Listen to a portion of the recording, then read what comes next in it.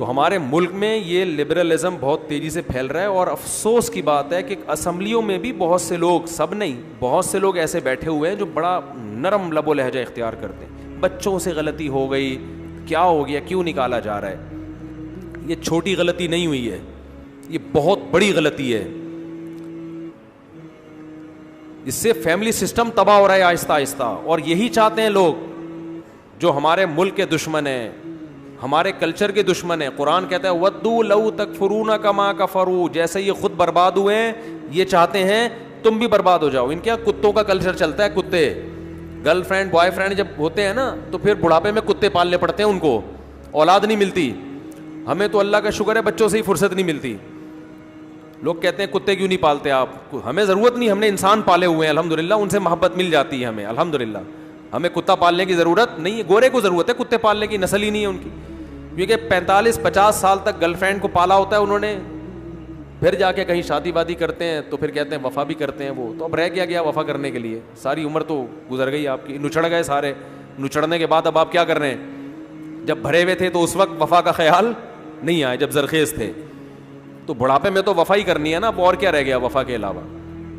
تو یہ بھنگیوں اور چماروں کا کلچر ہے, اس کو پروموٹ نہ کریں. سمجھ میں نہیں آ رہی. دیکھو میرے اس بیان کی ویلیو آپ کی نظر میں نہیں ہے, ملالہ یوسفزئی کی نظر میں اس کی ویلیو. وہ کہہ رہی ہے ہم پہ جو لاکھوں ڈالر خرچ کیے ہیں نا, یہ ایک بیان اس پوری تحریک اور اس پوری جو انرجی وہ لوگ لگا رہے ہیں نا اسلام دشمن قوتیں, یہ اس کی جڑیں اکھاڑ رہے ہیں. آپ کو اس کی ویلیو کا اندازہ نہیں, اسلام دشمن قوتوں کو اندازہ ہے.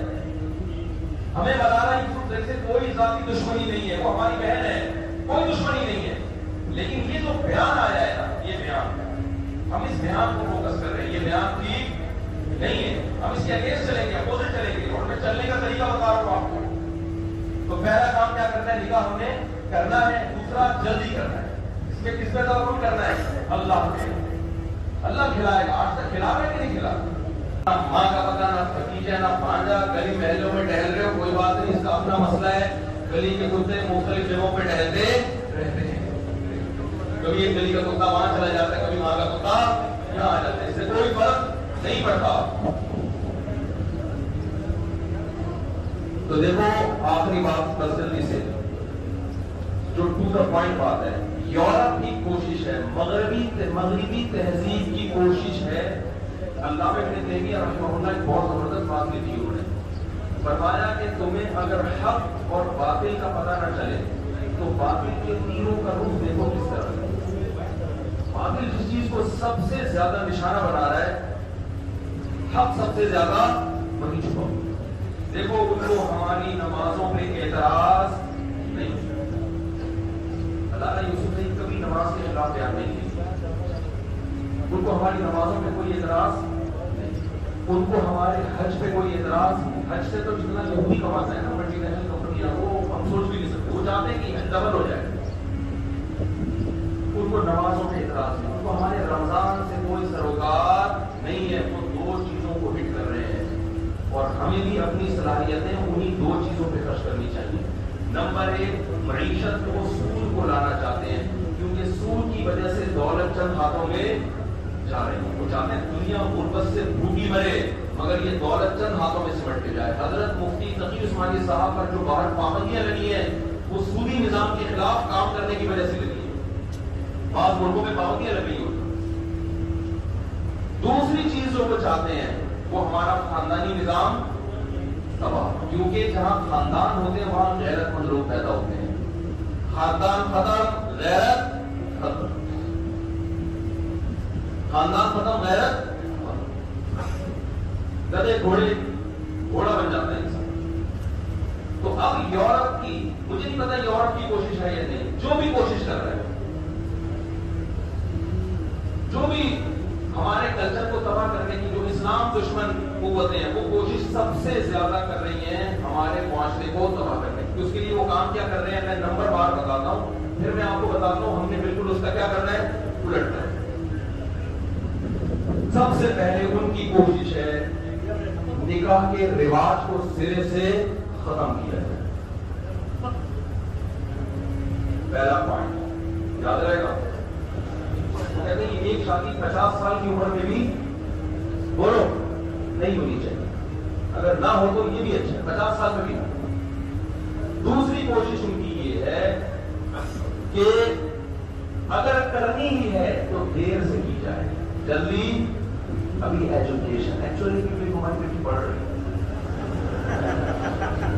پیغام آ گیا آپ کی بچی کے لیے، بندہ بھی انسان کا بچہ ہے، ٹھیک ٹھاک ہے، فٹ فاٹ ہے، لیکن ہماری بچی میڈیکل سائنس کے بھی 2 سال میڈیکل کالج میں پڑھ لی ہے، ایکچولی کتنے رہ گئے ہیں؟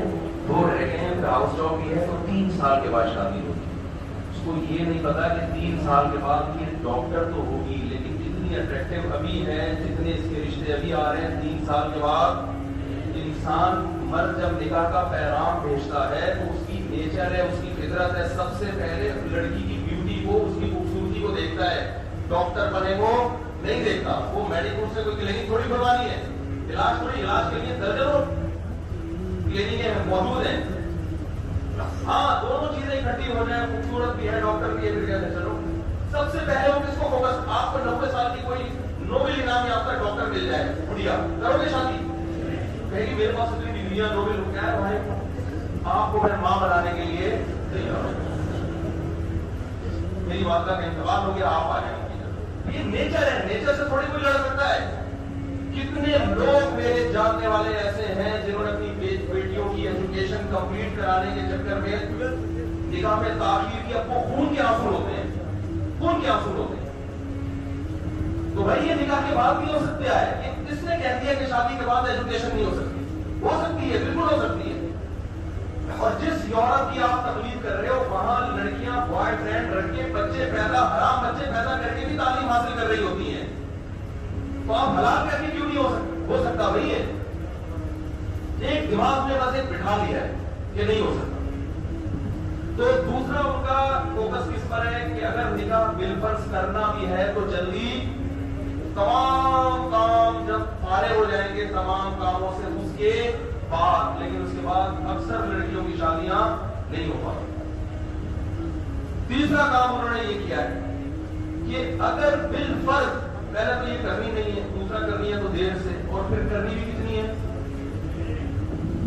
بولو، یہ ان کی سوچ بتا رہا ہوں۔